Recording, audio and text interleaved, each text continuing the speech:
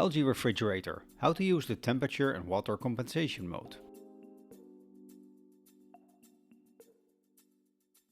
You can check for hidden errors by holding freezer and express freeze for 1 to 2 seconds.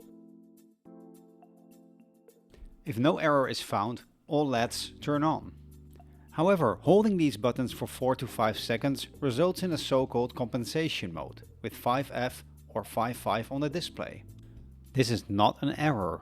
In this mode you can change the temperature of freezer, fridge and on some plumbing models also the water inlet time of the ice maker. This works as follows. Tap the freezer button to toggle to the setting you want to change. In this example we will set the freezer to level 8, resulting in a compensation of plus 1.5 degrees.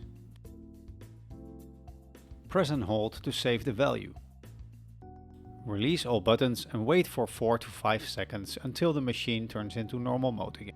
Check if the new level is saved by holding the freezer plus express freeze buttons for 4 to 5 seconds.